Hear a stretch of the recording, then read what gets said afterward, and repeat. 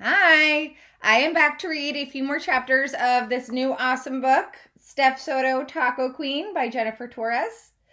As you may remember, we left off chapter 8 with Stef and her friend Amanda. They just won 2 free tickets to the Viviana Vega show on the radio. And they're so excited because everyone in their school is talking about it, especially Stef's old friend Julia.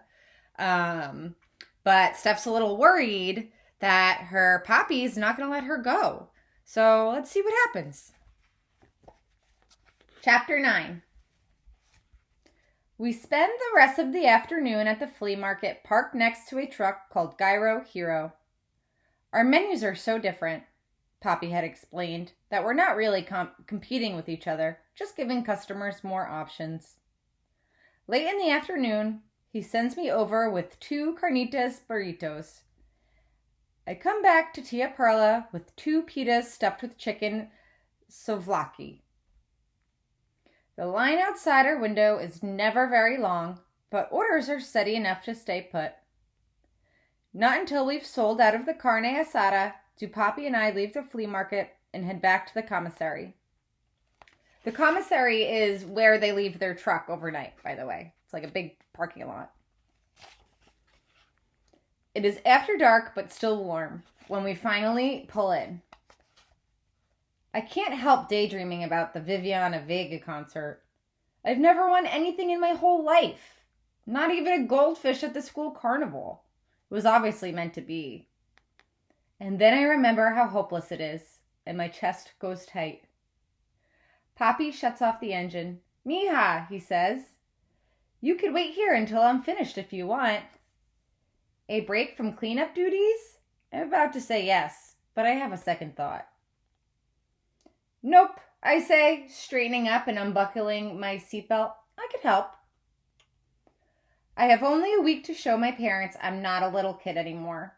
I have to make them see how responsible I am, to convince them that I'm not too young to go to the concert. Pappy looks surprised, but he nods. Orle, he says, leading the way. I restock napkins and empty the trash. As I'm carrying a tub of sour cream from the truck back into the commissary refrigerator, I notice Poppy and some of the other drivers huddled around a bulletin board, squinting at a letter that must have been tacked there sometime this afternoon. Regulations? Asks the owner of Tacos Al Grulens.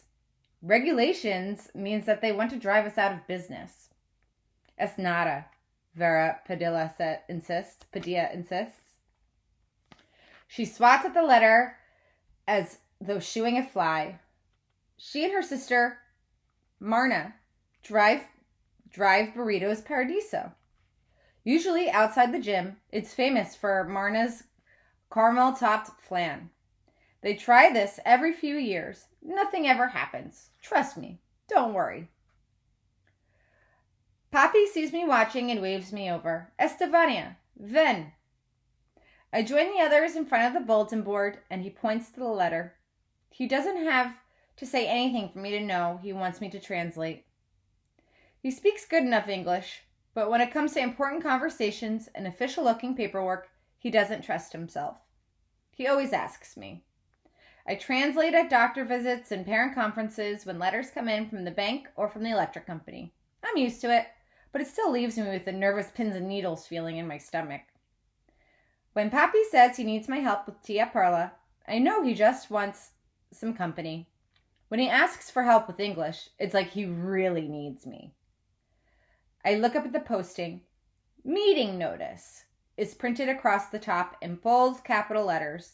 It's from the city, I confirm. And it's about new rules. It looks like. I scan farther down and read renewable every year and clean and free from damage. Doesn't sound like a very big deal to me. Tia Perla might not be the prettiest truck in the parking lot, but she's clean enough. I step back from the bulletin board. There's going to be a special meeting. All of you can go if you have something to say. Don't bother, Vera grumbles.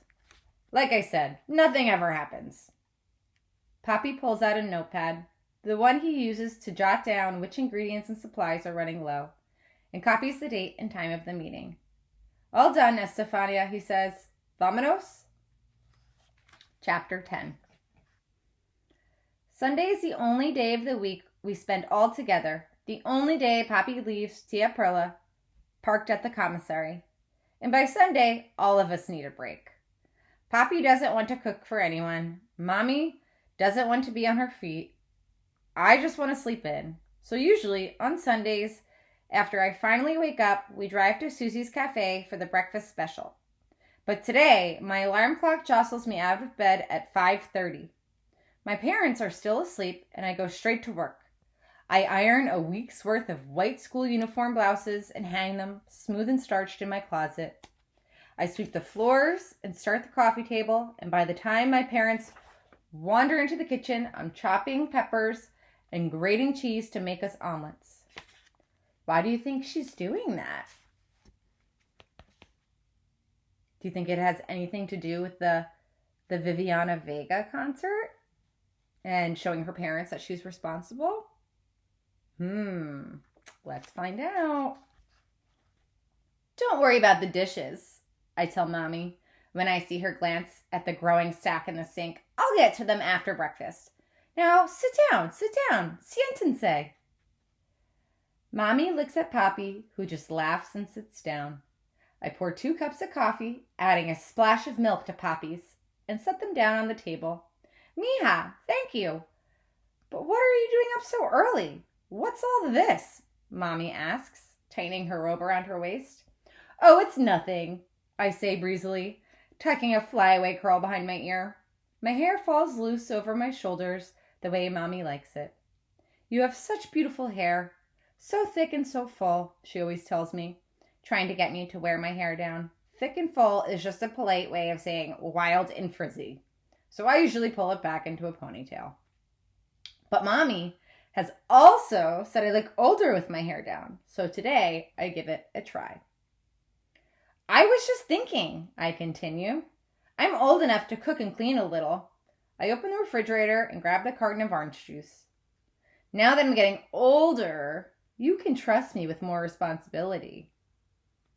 Mommy looks confused, but she smiles and sips her coffee. Well, thank you for breakfast, Estefania, she says. I'm impressed. Papi clears his throat. And this doesn't have anything to do with the concert on Saturday night? Concert? Mommy asks, stopping mid-bite to look at me. I take a breath, sit down in my chair at the kitchen table, and tell Mommy about the Viviana Vega tickets. They just have to let me go. The arena is totally safe, and I could take Papi's cell phone just in case. Plus, Amanda will be with me. I won't even be alone, really. Neither of them says a thing. I try, but I can't stop the whine that creeps into my voice. Please! Everyone else in 7th grade gets to go out by themselves. They go to the mall by themselves. They go to the movies by themselves. They stay home by themselves. I swear, you could trust me. I'm very responsible. Estefania, we know how responsible you are, Mommy says gently. But I'm just not sure about this. I don't think I like the idea of you being out there on your own. At a concert and at night? All those people? Papi obviously agrees with her. Were they even listening? I hold my breath for 5 long seconds to keep from rolling my eyes. This is almost the same conversation we had when I wanted to go to the end of the year trip to the water park last summer. Those slides look so dangerous. When Amanda's parents invited me to go with them on their family camping trip. What if there's an emergency and you can't reach us? And when the neighbor offered me $20 to babysit her daughter for a couple hours one weekend. Taking care of little kids is a lot harder than you realize. Why don't you just watch her here at home where we could help you? I let my breath out slowly. Please, just think about it. I say through my gritted teeth as calmly as I can manage. My hand shakes as I pour myself some juice. The rest of our breakfast is awkward and quiet. I take a few bites of my omelet and push the rest around my plate. It's not too bad, actually, but I'm just not hungry. After a while, Mommy gets up to take a shower, whispering, "Thanks again, mija." And Papi opens the newspaper. It hardly seems like there's any reason to wash the dishes anymore. It's not going to make a difference with my parents. But even I think it would be pretty childish not to at this point, so I start filling the sink. If it was a normal Sunday, I might be waking up right about now. We would come home after breakfast at Susie's. Mommy would call my grandma, handing me the phone to tell her about school. Papi would go out to his flower beds, and I'd usually go out and help him, or at least bring him a hat and a glass of ice water if the weather was warm. For dinner, we'd eat leftovers straight out of their Tupperware containers, and afterwards, the three of us would fold laundry in the living room, catching up on the telenovelas we had recorded over the past weekend. Right now, we're in the middle of El Malcriado.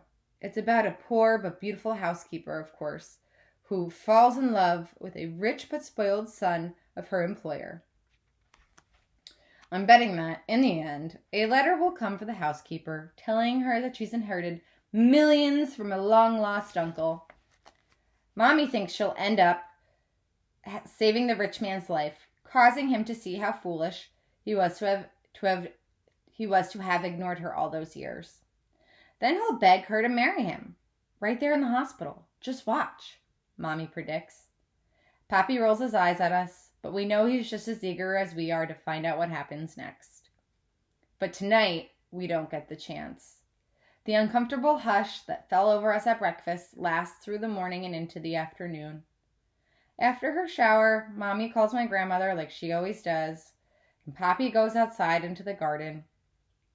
But instead of following him, I go to my room and close the door behind me.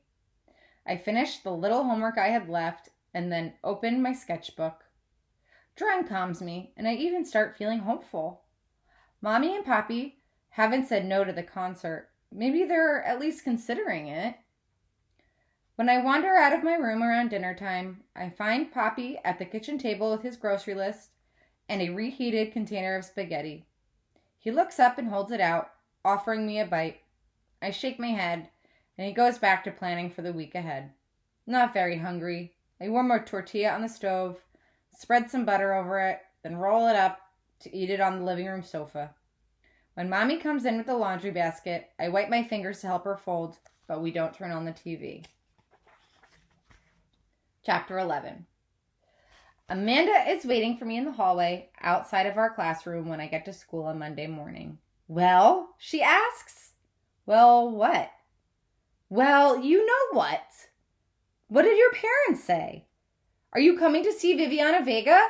Stef, you have to come." "Well, they haven't said no," I tell her, trying to sound optimistic. In my head, I add, "yet." "Well, I talked to my mom, and she says you can come over to my house for dinner on Saturday."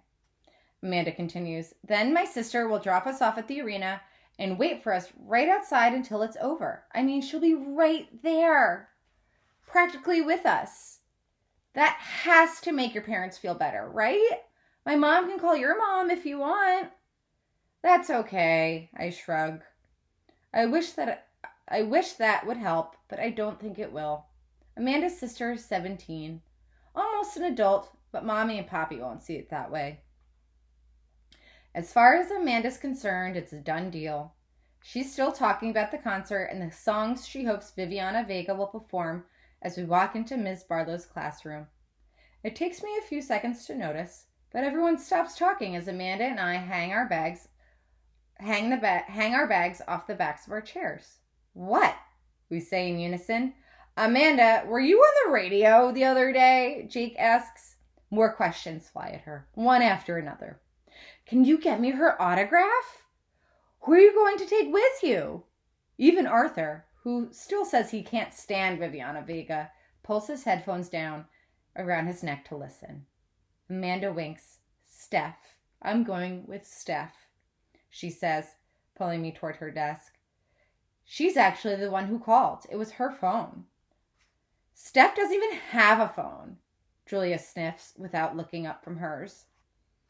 but no one seems to notice. Before she could say anything else, class begins and Miss Barlow prints today's writing exercise on the board. Describe what it feels like to be wrong is the prompt. After about 15 minutes, she tells us that when we've come to a good stopping place, we could put away our journals for some free reading time. It doesn't happen very often, but ever since Miss Barlow told me graphic novels count as books, I look forward to free reading almost as much as art class. I see Arthur slide his journal into his desk and pull a music magazine out of his backpack. The cover is ripped off, probably because his mom thought the picture was inappropriate for school. But she lets him read it anyway. Amanda grabs a book from Ms. Barlow's library, takes it back to her desk, turns a few pages, closes it, takes it back to the library, and chooses another. And then another and another. I'm startled when the bell rings and I haven't even closed my journal. I've written 3 full pages, not on what it feels like to be wrong, but on finally convincing my parents I've been right about deserving some independence, and especially about deserving to go to the Viviana Vega concert. Have you ever felt like that? Like you want some independence from your parents? I know I have growing up. It's hard, right? Let's see what Stef does. We have a test in math, so there isn't time to talk about the concert. But in science, there's a substitute teacher, and while we fill in our worksheets, Amanda keeps whispering plans across the table. By lunchtime, I've caught her contagious optimism and can almost see myself at the arena with her. I wonder if they'll let us take pictures inside, Amanda considers. Then she slumps.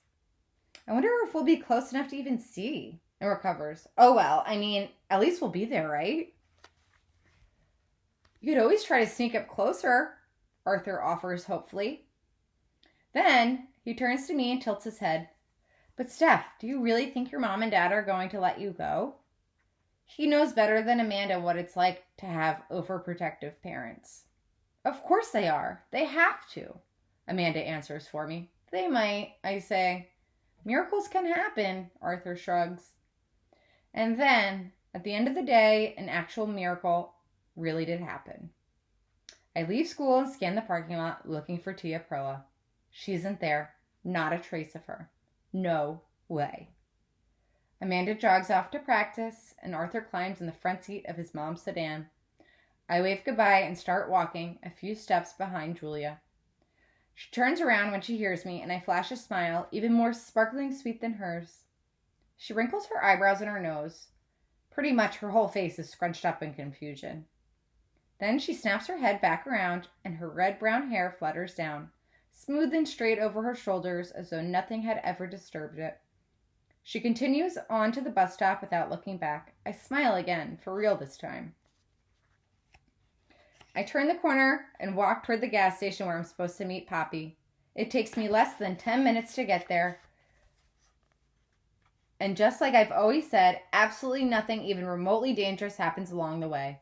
I'm considering whether to give Poppy an "I told you so" speech, or whether it would be smarter to act as though leaving school on my own was nothing out of the ordinary, when I noticed Tia Perla parked alongside 2 other taco trucks, and that's definitely out of the ordinary.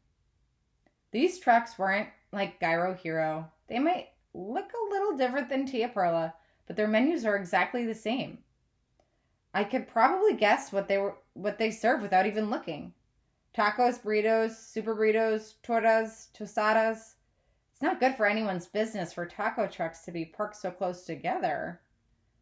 When he sees me, Poppy waves me over to where he and the other 2 drivers are standing under the shade of Tia Perla's canopy, studying a piece of paper. Does it really say we need bathrooms? Asks one of the men, shaking his head. And we have to move every hour? That's going to put me out of business. Estefania, go inside and get a soda, then come out and read this for me, Poppy says calmly. I decide the soda can wait. The letter is addressed to Poppy. It is stamped with the city's seal. Dear Mr. Soto, I read aloud, you are receiving this notice because you are an officially registered mobile food vendor. We are writing to inform you of proposed regulations that, if adopted, could affect your business. You are invited to attend a public hearing to discuss the attached proposals that we hope will maintain a quiet and clean environment throughout the city and will ensure the health and safety of all citizens. On the next page is what looks like a list of rules for food trucks like Tia Perla. Trucks must be parked within 100 feet of a public restroom. Is that even possible? Operators must move their trucks every 60 minutes. That makes no sense. As soon as we set everything up, it would be time to pack it all up again. Permits must be renewed every year instead of every 5 years and will be granted based in part on vehicle appearance. I stop reading. This sounds just like the letter in the commissary. Maybe it really was serious after all. Poppy, I glance up, searching his face for clues about whether we should worry. He looks like he's still trying to decide, and even though I've just finished translating for him, I ask, what does this mean? It means we're all out of a job, one of the drivers grumbles. Poppy takes the letter, folds it, and tucks it back inside the envelope. It's going to be all right, he finally says. We'll go to this meeting and we'll explain it to them. No one is out of a job. The other drivers leave, and Poppy, Tia Pearl, and I stay at the gas station for the rest of the evening. I decide not to bring up the Viviana Vega concert, and Poppy doesn't either. Chapter 12. When I hear Mammy filling the coffee pot with water on Tuesday morning, I kick myself out of a tangle of blankets and sheets to join her in the kitchen. I've been up for hours, tossing and turning and playing out long, impassioned arguments in my head. Finally, I had resolved to demand an answer to the Viviana Vega question this morning, before leaving for school. My parents have already taken 2 whole days to think about it. That should be long enough. And anyway, Amanda needs to know whether I'm going with her. I pad down the hallway in socks and flannel pajamas, feeling sure of myself, ready to make my case. Then I hesitate outside the kitchen door. As of this very moment, there's still a chance I might see Viviana Vega 4 days from now. After that, who knows? I'm not so sure I want to find out, but I could take a breath and step inside anyway. You're up early, Mommy says, half inside the refrigerator. Couldn't sleep, I shrug. She closes the door and turns to me. Something the matter? You're not coming down with anything, are you? She steps forward and reaches out to press her hand to my forehead. I duck away and sit down at the table. Mammy, no, I don't have a fever. I'm fine. It's just... Looking worried, she sets her coffee cup down and sits next to me. What is it? I groan. What else can it be? It's the concert. What about the concert? Mommy sighs, but I can't tell what it means. Well, are you going to let me go? Amanda gets to go. Her sister is going to be there. She'll be up right outside the whole time. Suddenly, an even better argument occurs to me. Julia is going too. You know Julia's parents. They wouldn't let her go if it wasn't safe. And I could borrow Poppy's cell phone to check in. Mommy taps the edge of the spoon against her coffee cup. Your Poppy and I have been talking about it. And, I interrupt, she raises an eyebrow. And it's a very difficult decision, Estefania. He wants to talk to you about it himself this afternoon. I start to protest. This afternoon? This afternoon, Mommy says firmly. Now go get dressed. What do you think Poppy's going to say? You think he's going to let her go? What would your parents do? Let's keep reading. It's impossible to concentrate at school, where I spent all day trying to guess what my parents have decided. All morning, I'm feeling positive, convinced that if they weren't going to let me go, Mommy would have just told me instead of drawing it out like this. But by the afternoon, I'm remembering how long it took just to persuade them to let me walk to the gas station after school. Asking to go to a concert is asking for a whole lot more, I think. And I decide it's a lost cause. Only art class takes my mind off the concert. As we walk into Mr. Salzar's studio, we hang our backpacks on the row of hooks, same as we always do. But when we start picking smocks out of the bin near Mr. Salzar's desk, he stops us. No need for smocks, class. Our lesson today is going to be a little bit different. Please grab a seat and listen up. Arthur and I chose stools next to each other. Wonder what's going on, he whispers. Once we're all settled, Mr. Salazar steps to the center of the room and asks Arthur, who is sitting nearest the supply closet, to open it up. I hadn't noticed before, but now I see right away that everything is running low. We're down to not much more than a stack of construction paper, a few jugs of tempera, and a dozen boxes of pastels, most of them missing colors. Not too many acrylics left, Amanda says to herself. It's true. There are only a handful of tubes, squeezed almost dry. Not too much of anything left, Mr. Salazar agrees, and that's what I want to talk to you about. It's a good thing that the supply closet is looking so empty, he assures us. It means we've been creating. Unfortunately, as we can see, there is little left to work with and no money to buy more. I've been trying to figure out a solution for weeks, he admits. Finally, I thought, your students are intelligent people. Why not ask them for ideas? None of us says anything. Was he really asking for our help? Not all at once, Mr. Salazar jokes. Then, he says he's sorry if he shocked us. I thought that you were all mature enough to talk about this sort of thing, and I still do. I know that together we'll come up with a plan. So let's brainstorm. What do you think? What are we going to do to get enough art supplies to see us through this year and next? Maddie speaks up first. Twirling her hair around her finger, she says, maybe we could ask the art store to give us some stuff? Mr. Salazar nods. The store made a large donation at the beginning of the year.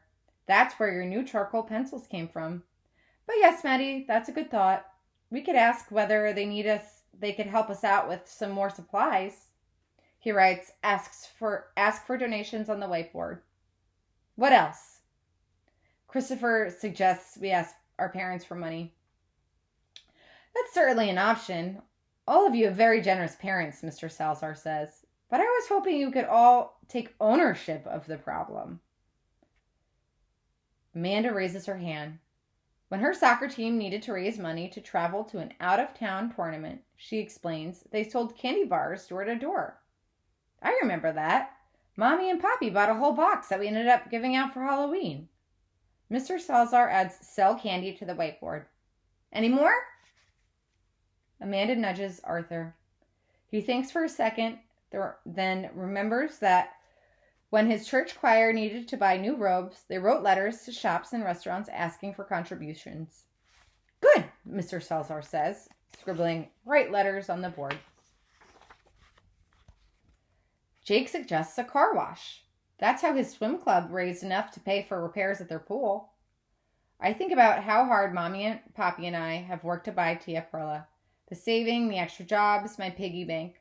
I'm not sure how any of that would help our art class, though. Maybe if we all brought in our spare change. But before I could say anything, Julia jumps off her stool, looking like whatever she has to say is about to bubble over like a shaken-up bottle of soda. Okay, guys, those ideas, they're great and everything, but I've got it. I know what we should do. She pauses, eyes sparkling as they flit from face to face. When she's sure she has everyone's attention, she bursts, a dance in the gym! We could charge admission. The art studio begins to whirl. We could sell cupcakes. We could make decorations.